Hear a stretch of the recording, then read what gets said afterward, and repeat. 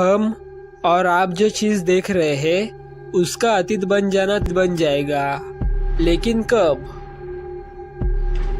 आपको भले यकीन ना हो, लेकिन जीवाश्मों के अध्ययन के मुताबिक पृथ्वी पर जीवन के अस्तित्व को करीब 4 अरब साल हो चुके हैं। इतने समय में पृथ्वी ने कई तरह की आपदाएं झेली है। जम जाना या अंतरिक्ष की चट्टानों का टकराना, प्राणियों में बड़े पैमाने पर जहर का फैलना, जलाकर सब कुछ राख कर देने वाली रेडिएशन। जाहिर है, यदि जीवन को ऐसा भीषण खतरा पैदा हो तब भी पृथ्वी से पूरी तरह से जीवन का अस्तित्व खत्म नहीं हो पाएगा। लेकिन इस दुनिया के खत्म होने की आशंका और खतरों का विचार रहता ही है। लेकिन हो क्या सकता है? कब तक रहेगा पृथ्वी पर जीवन? आइए पृथ्वी पर जीवन के अस्तित्व से जुड़ी संभावनाओं और आशंकाओं पर। ज्वालामुखी से तबाही। संभव है कि पृथ्वी पर जीवन ज्वालामुखियों के विस्फोट से 25 करोड़ साल में खत्म हो जाएगा।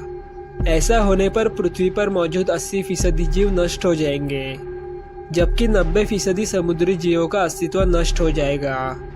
इस दौरान ज्वालामुखी से जो लावा निकलेगा वो ब्रिटेन के आकार के 8 गुना बड़ा होगा, लेकिन जीवन अपने आप गायब नहीं होगा।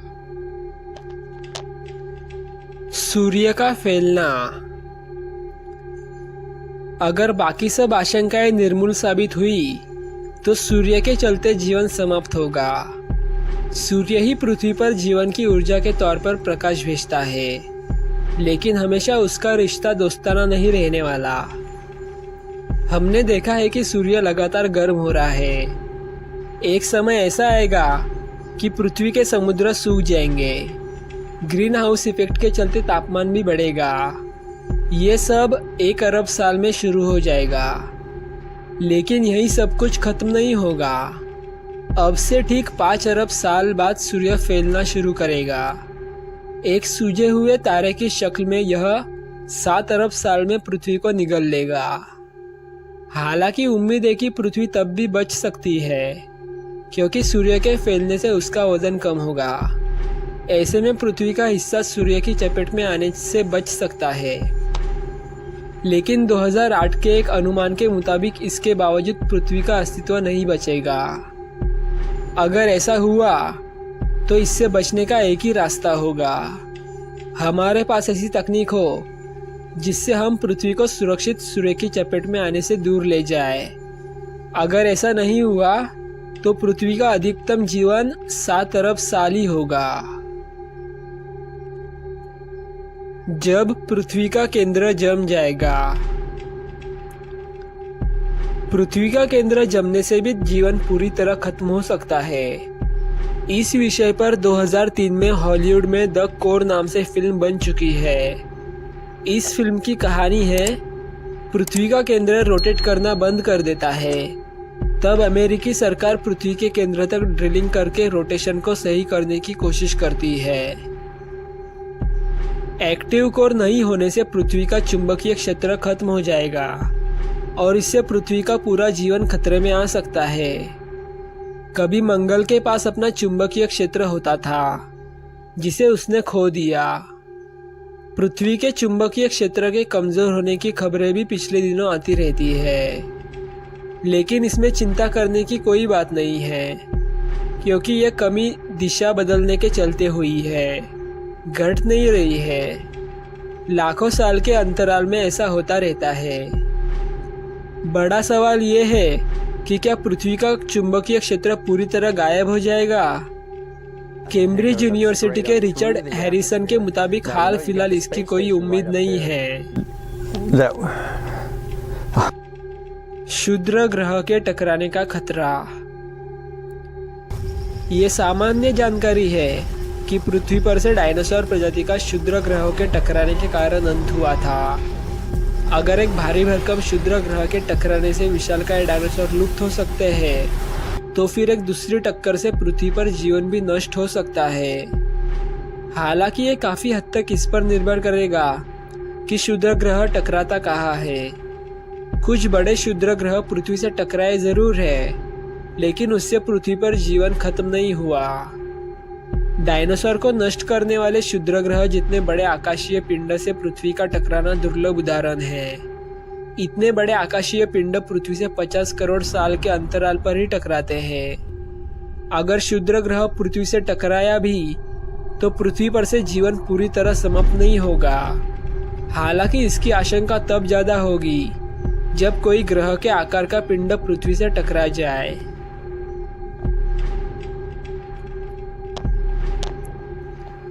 किसी और चीज से नहीं बल्कि जीवन से खतरा।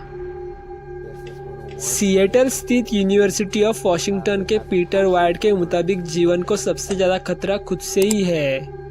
करीब 2 से 3 अरब साल पहले वायुमंडल में काफी ऑक्सीजन का प्रवेश फोटोसिंथेटिक लाइफ के चलते हुआ।